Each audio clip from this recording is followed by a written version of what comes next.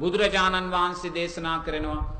බුදුරජාණන් වහන්සේ දේශනා කරනවා තමන්ගේ මේ ශරීරය උපයෝගී කරගෙන අනුන් තුල යමෙක් කාමාස්වාදයන් සකස් කරනවා නම් ඒ අය මරණින් පස්සේ පායාස කියන නිරයටයි වැටෙන්නේ කියලා.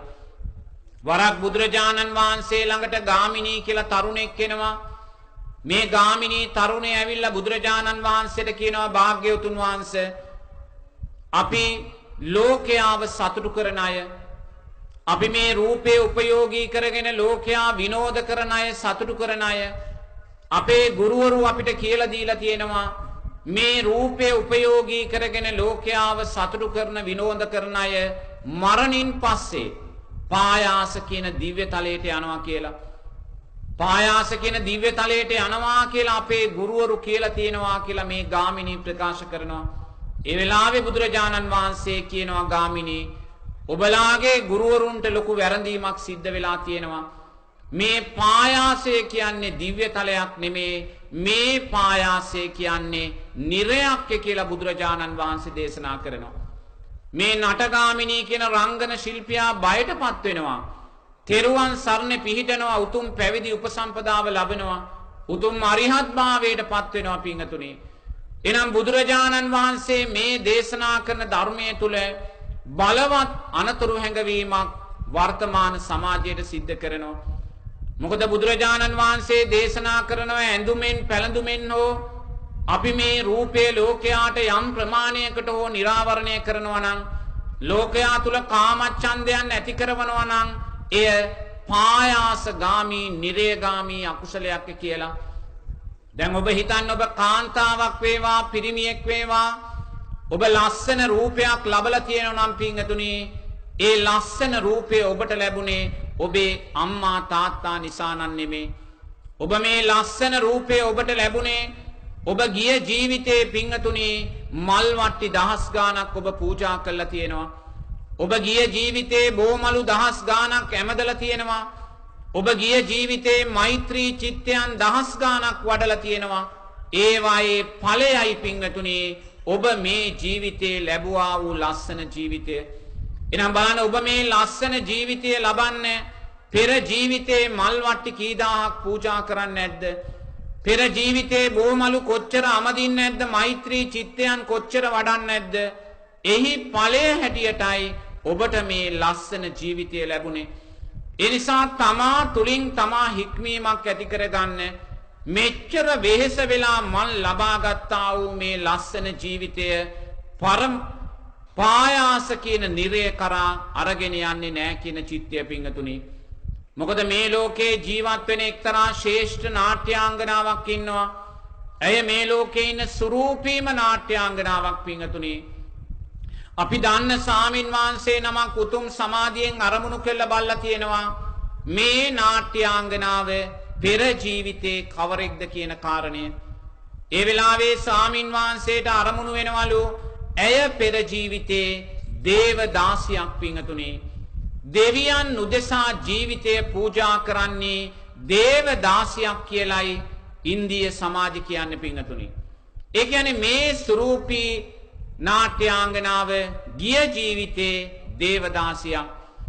ළමා කාලේම මේ ගෑනු දරුවා දෙවොලට ගෙනල්ලා පූජා කරනවා පිංගතුනි.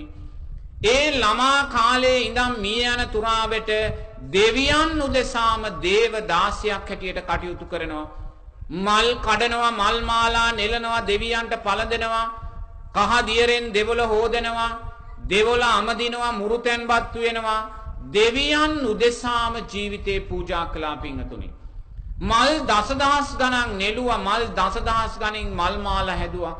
මල් මාලා වලින් දෙවියන් සැරසුවා, සුවඳින් දෙවියන්ම පිදුවා. දෙවියන් උදෙසා කළා වූ මේසා දේවල් නිසා ඒ ජීවිතෙන් මැරිලා මේ ජීවිතේ මිත්‍යා දෘෂ්ටික පවුලක සුරූපී දැරියක් වෙලා උප්පත්තිය සකස් කරගත්තා. ඇය මේ මොහොතේ මේ ලෝකේ ඉන්න ශ්‍රේෂ්ඨ නාට්‍යාංගනාවක් පිංගතුනි. නමුත් මේ මොහොතේ ඇයට ලැබුණා වූ ඒ සුරූපී රූපය උපයෝගී කරගෙන ඇය කෝටි ගාණක් දෙනා තුල කාමච්ඡන්දයන් සකස් කරනවා පිංගතුනි. ඒ නිසා යම් හේකින් හෙට දවසේ යා මිය පරලව ගියොත් බුදුරජාණන් වහන්සේ දේශනා කරනවා එයා වැටෙන්නේ පායාස නිරයටයි කියලා පිංගතුනි. බලන්න කොයිසානම් අපරාධයක්ද කියලා. අරසා ජීවිතයක් පුරාවට මල් ලක්ෂ ගණනින් පූජා කරලා මුළු ජීවිතේම දේව දාසියක් හැටියට රැස් කළා වූ ඒ සංස්කාරයන් නිසා මේසා සුරූපී ජීවිතයක් ලැබලා බලන්න වැරදි පරමාදර්ශයන් නිසා අසත්පුරුෂ ආශ්‍රය නිසාම පායාසගාමී නිරයගාමී අකුසලයන් කරයි අය ගමන් කරන්නේ. අපි දන්නේ එක්තරා ස්වාමින් වහන්සේ නමක් උතුම් සමාධියෙන් අරමුණු කළ බල්ලා තියෙනවා මේ පායාසය කියන්නේ කොයි වගේ තැනක්ද කියලා පිංගතුනි. ඒ වෙලාවේ ස්වාමින් වහන්සේ දකින්නවලු මේ පායාසයේ ජීවත් වෙන නිරිසතුන් ඇට සැකිල්ලක් හැටියටයි පහළ වෙලා තියෙන්නේ. එයාට මස් ශරීරය ලැබිලා නැහැ, මස් මුහුණ ලැබිලා තියෙනවා, මස් ශරීරයක් ලැබිලා නැහැ. ඇට සැකිල්ලක් ලැබිලා තියෙන්නේ පිංගතුනි. ඇයි ඇට සැකිල්ලක් ලැබිලා තියෙන්නේ? පෙර මනුස්ස ජීවිතයේ ලැබුණා වූ ශරීර මාංශය අනුන් තුල කාමච්ඡන්දයන් ඇතිවීම උදෙසා යොමු කළා. අනුන් තුල සිල්පද බිඳීම උදෙසා යොමු කළා. එහි අකුසල් විපාකයන් නිසාම ඇටසැකිලි ජීවිතයක් එයාට ලැබිලා තියෙන්නේ. ඒ ඇටසැකිල්ලම පිංගතුනි යෝධියට ගින්දරට පිච්චෙමින් අප්‍රමාණ දුකකට යාපත් වෙනවා. ඒ වගේම මේ පායාස නිරේ ජීවත් වෙන තවත් නිරිසතෙක් ඉන්නවා. ඒ නිරිසතා හැම ගහපු නිරිසතෙක් පිංගතුනි. ඔබ හිතන්න ශක්තිමත් මිනිස්සෙක් අරගෙන එයාගේ මේ උඩුහම සම්පූර්ණයෙන්ම ගලවලා අයින් කරනවා කියලා. දැන් උඩුහම සම්පූර්ණයෙන්ම ශරීරය ගලවලා අයින් කළාට පස්සේ මේ ලේ නහරවල් මතු වෙච්ච රතු පාට වෙච්ච දැන් ශරීරය ඔබ නුවණින් මෙනෙහි කරන්න. අන්න ඒ වගේ හැම ගහපු නිරිසතෙක් පිංගතුනි. මේ හැම ගහපු නිරිසතා යෝධියට ගින්දරට පිච්චෙමින්ම අප්‍රමාණ දුක් විඳිනවා. ඇයි? ගිය ජීවිතේ මේ ලැබුණා වූ ශරීර මාංශය අනුන්ගේ කාමච්ඡන්දයන් උදෙසා යොමු කරගත්තා. එහෙනම් මෙතන භයානක අනතුරක් අපේ ජීවිත ඉදිරියේ තියෙනවා පිංගතුනි. එhmenan